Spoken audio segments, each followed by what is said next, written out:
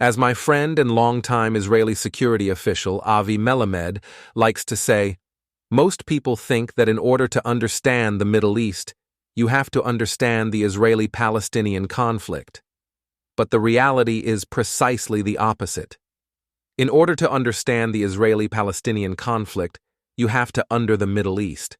Historically, Iran, known as Persia until 1935, had relatively little direct conflict with the Jewish people or the region now known as the State of Israel.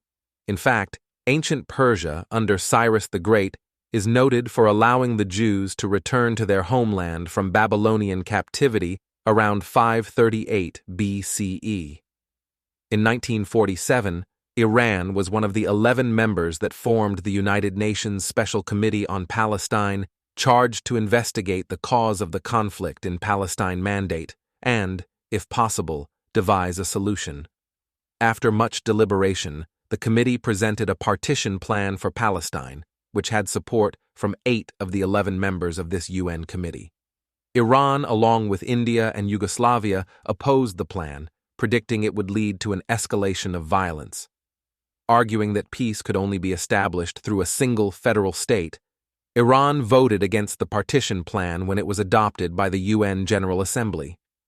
Shah Mohammad Reza Pahlavi predicted that the partition would lead to generations of fighting, yet Iran under the Shah maintained diplomatic and economic relations with Israel, recognizing its strategic value in a region dominated by Arab states.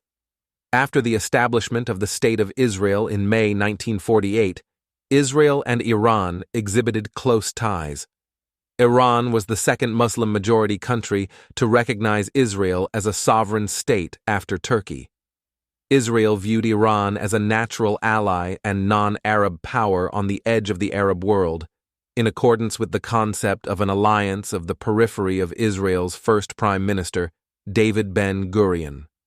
Israel had a permanent delegation in Tehran, which served as a de facto embassy before ambassadors were exchanged in the late 1970s.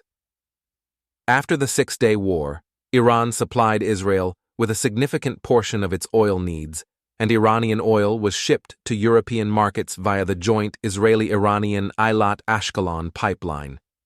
Trade between the countries was brisk, with Israeli construction firms and engineers active in Iran. Furthermore, El Al, the Israeli national airline, operated direct flights between Tel Aviv and Tehran, and Iranian-Israeli military links and projects, while kept secret, were rumored to be wide-ranging. For example, the joint military project, Project Flower, from 1977 to 1979, an Iranian-Israeli attempt to develop a new missile.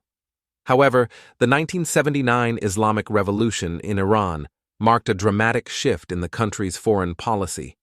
The overthrow of the Shah and the rise of Ayatollah Khomeini's Islamic Republic brought about a vehemently anti-Israel stance that has persisted for decades.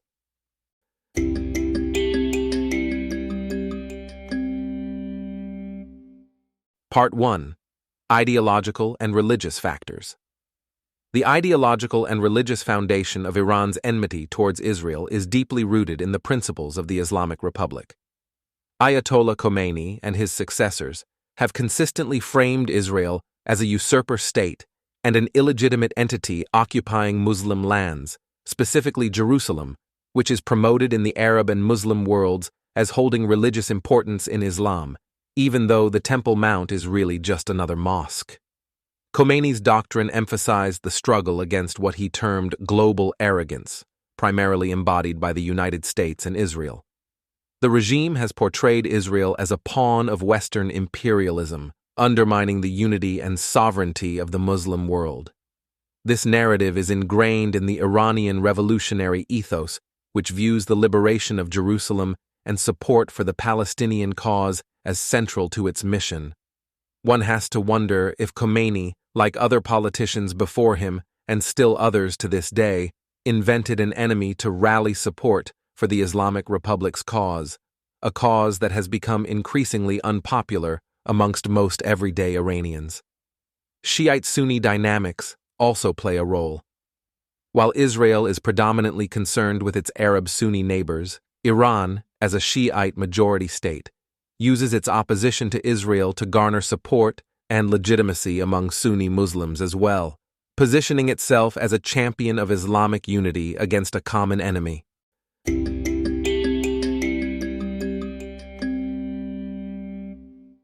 Part 2. Geopolitical and Strategic Ambitions. Geopolitically, Iran views Israel as a significant obstacle to its ambitions in the Middle East. Iran's strategy, known as regional hegemony, revolves around expanding its influence across the region through a network of alliances and proxy forces, known as the Axis of Resistance, which includes Hezbollah in Lebanon, various militias in Iraq, the Assad regime in Syria, the Houthis in Yemen, and Hamas and Palestinian Islamic Jihad in the Palestinian territories. Israel, conversely, perceives Iran as its primary regional threat due to Tehran's support for anti-Israel militant groups and its military presence in neighboring countries. Iran's pursuit of nuclear capabilities has further exacerbated tensions. Israel fears that a nuclear-armed Iran would embolden its proxies and alter the balance of power in the region, leading to heightened instability and conflict. Moreover, Iran's hostility towards Israel serves as a means to rally domestic support and deflect attention from internal issues. The regime uses anti-Israel rhetoric to unite various factions within the country, particularly during periods of economic hardship or political unrest.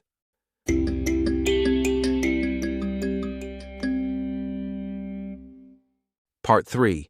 Influence of External Powers. The rivalry between Iran and Israel is also influenced by their relationships with global powers, primarily the United States, Russia, and China. The U.S. has been a staunch ally of Israel since its founding, providing it with substantial military and economic aid. This alliance has cemented Israel's security and regional superiority, much to Iran's chagrin. Iran, on the other hand, has sought to counterbalance U.S. and Israeli influence by forging ties with Russia and China. These relationships provide Iran with diplomatic support, economic investments, and military technology. Russia's involvement in the Syrian civil war, for instance, has bolstered Iran's position in the region, allowing it to maintain a strategic foothold near Israel's borders. Additionally, the U.S. policy of sanctions and containment against Iran, particularly over its nuclear program, has intensified Iranian animosity towards Israel, which is seen as a driving force behind American hostility.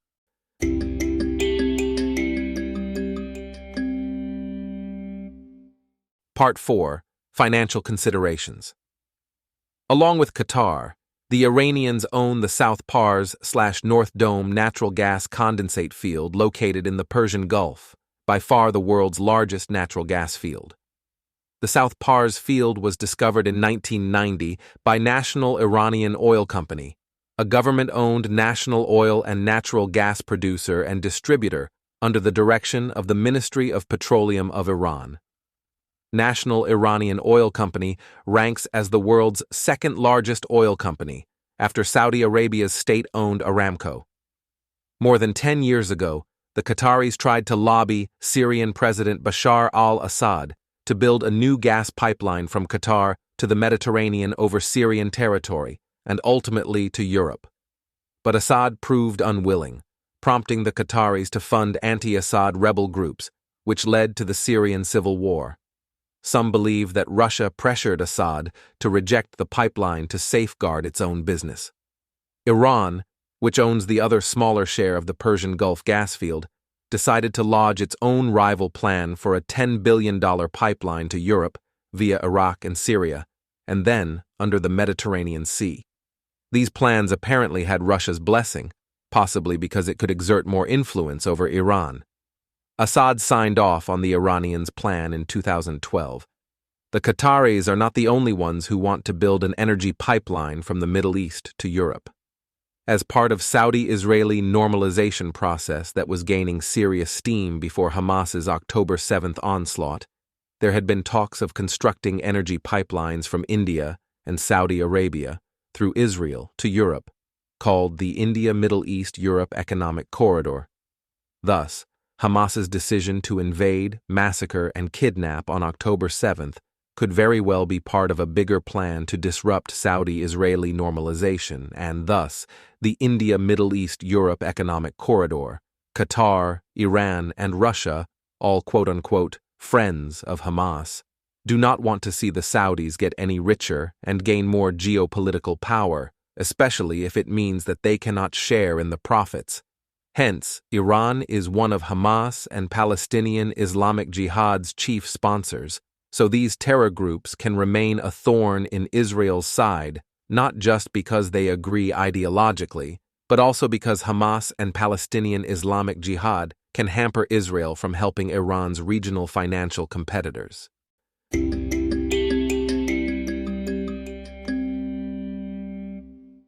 And lastly, Part 5, the Palestinian issue. The Palestinian issue is central to Iran's antagonism towards Israel. Iran has positioned itself as a staunch supporter of the Palestinian cause, providing financial and military support to groups like Hamas and Palestinian Islamic Jihad in Gaza and the West Bank. This support is framed not only as solidarity with fellow Muslims, but also as a means to challenge Israeli quote-unquote occupation and aggression. By championing the Palestinian cause, Iran aims to gain broader acceptance and leadership within the Muslim world, transcending sectarian divides. This stance also allows Iran to undermine Arab states that have normalized relations with Israel, portraying them as betrayers of the Palestinian struggle. Interestingly, Palestinian Authority President Mahmoud Abbas's Fatah Party, which runs the Palestinian Authority, issued a statement rejecting Iranian involvement in Palestinian internal affairs just last month in April, saying, quote, "This external interference, particularly by Iran, has no other objective than to sow chaos in the Palestinian internal arena. We will not allow our sacred cause and the blood of our people to be exploited for suspicious plots that have nothing to do with them." End quote. Some have speculated that the Iranian regime is trying to topple Fatah's rule in the Palestinian West Bank and replace it with Hamas, which rose to power of the Gaza Strip in 2007 and violently excommunicated Fatah from the enclave, including throwing political opponents off of buildings.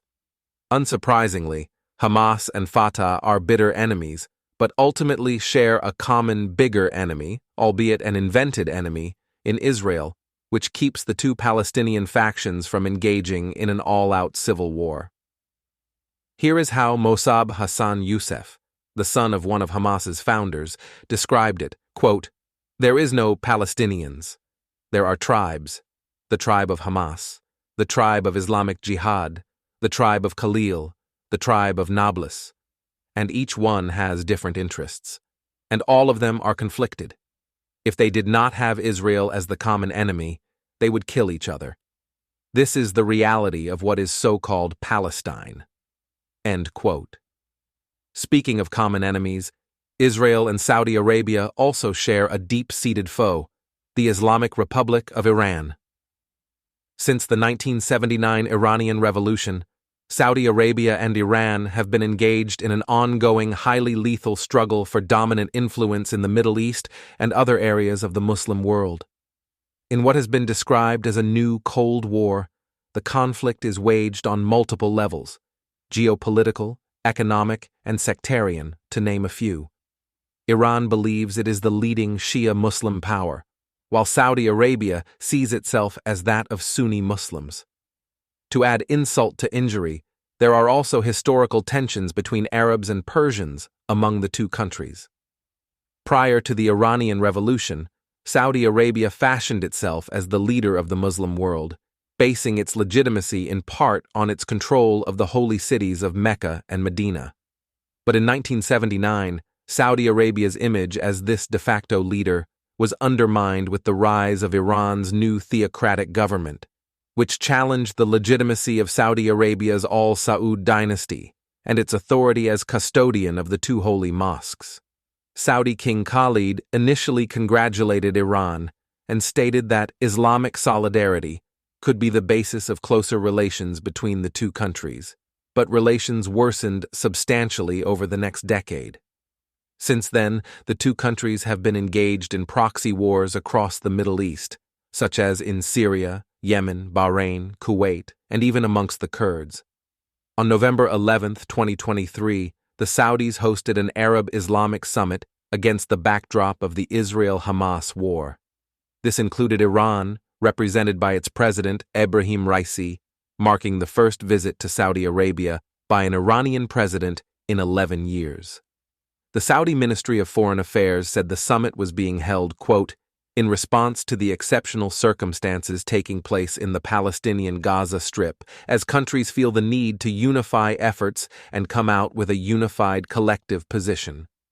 Yet when it came time to deliver a, quote, unified collective position at the summit's end, there was not much unity at all. The proposal, presumably put forth by Iran or at least heavily endorsed by it, was to sever all diplomatic and economic relations with Israel, deny Arab airspace to Israeli flights, and for oil-producing Muslim countries to threaten to use oil as a means of leverage, all in order to achieve a ceasefire in Gaza. Reportedly, the Saudis were among the countries that blocked this proposal. In another report at the end of October, one of the missiles fired towards Israel by Houthi rebels in Yemen was intercepted by, you guessed it, Saudi Arabia. Then, in January, Prince Faisal bin Farhan, Saudi Arabia's foreign minister, said on a panel at the vaunted World Economic Forum that the kingdom agreed, regional peace includes peace for Israel. He said Saudi Arabia certainly would recognize Israel as part of a larger political agreement. While it is nice to hear that the Saudis still want to normalize relations with Israel, Saudi Arabia might be doing so to send a message loud and clear to Iran. Your terror tentacles cannot disrupt the Middle East that we, the United Arab Emirates, Bahrain, Egypt, Jordan, and others envision. However, the Saudis are broadcasting a much different message nowadays than they were before October 7th. When Saudi Arabian Crown Prince Mohammed bin Salman sat down on September 20th for his first English-language television interview, he indicated that prospects for a deal to normalize relations between Saudi Arabia and Israel were on track. While he added that, quote, for us, the Palestinian issue is very important and needed to be resolved, his comment on Israel reinforced a view that negotiations for the quote-unquote deal of the century were well underway. Leaks to media outlets that outlined contours of the three-way talks related to defense, energy, and civilian nuclear power added to the sense that Saudi, Israeli, and American officials were persevering for a breakthrough that the Saudi Crown Prince asserted would be, quote, the biggest historical deal since the end of the Cold War. Largely absent from the stream of material released into the public domain was any meaningful consideration of Palestinian interests, which at times appeared to be seen more as a concession in the tri-party efforts to reach an equilibrium, which would allow Saudi and Israeli officials to effectively, quote-unquote, sell any deal domestically and regionally. Since October 7th, and increasingly in recent months, the Saudi emphasis on the Palestinians has noticeably changed. No normalization between Israel and Saudi Arabia without a plan that will see the Palestinians get their own state. Here is how Prince Faisal bin Farhan put it, quote, because we need stability, and only stability will come through the resolving the Palestinian issue. What he was really saying is, stability will only come by removing the Palestinians from Iran's terrorizing grip. After all, the only way to continue to disrupt the stabilization of the Middle East and North Africa, if you are the Iranian regime, is to keep your proxies intact and emboldened, including Hamas and Palestinian Islamic Jihad in the Gaza Strip, neither of which are interested in establishing a peaceful Palestinian state alongside the Jewish state of Israel. A two-state solution of any sort only works if Iran-backed terrorism is eliminated, or at least defanged and pushed back to a comfortable distance. Meanwhile, when you look at a map of these Iranian-backed countries and territories, they all surround Saudi Arabia and Israel. Therefore, it seems beyond a reasonable doubt that Iran's long-term strategy is to maintain a noose around the Saudis and Israelis, which the Iranians can tighten whenever they see fit.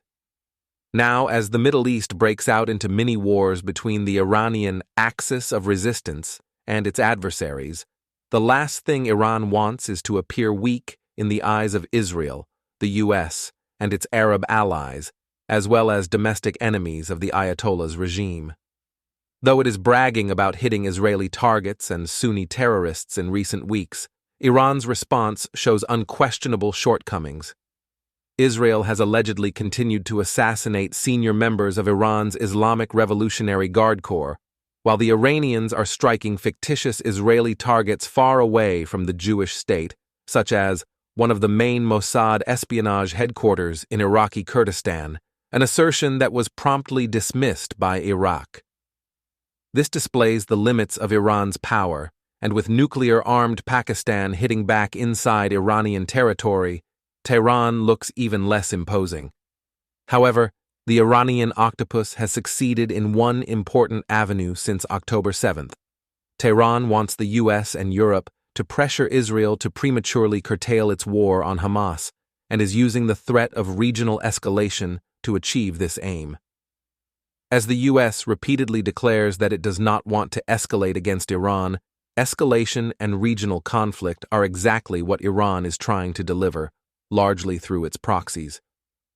Tehran is betting that if it can convince Washington and the European Union to stop supporting Israel because it risks igniting a broader blaze, Iran can force the U.S. and Europe to demand that Israel either ends its fight against Hamas and Hezbollah, or at least end American and European support for it. Though there are also domestic reasons for growing pressure in the U.S. and across Europe to wind down Israel's war against Hamas, anxieties that the U.S. and Europe could be drawn into a regional war have weighed heavily on American and European decision-makers. Hence why it was not surprising that senior U.S. officials reportedly held indirect talks with Iran just 2 weeks ago in Oman, regarding the potential for escalation in the Middle East following last month's hostilities between the Islamic Republic and Israel.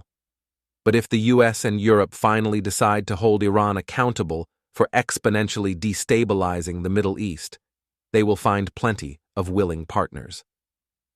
The responses to Iranian attacks demonstrate that a regional coalition can be quickly created to put the Islamic Republic in its place. The Saudis want it. The Emiratis want it, the Bahrainis want it, the Jordanians want it, the Egyptians want it, and of course, the Israelis want it.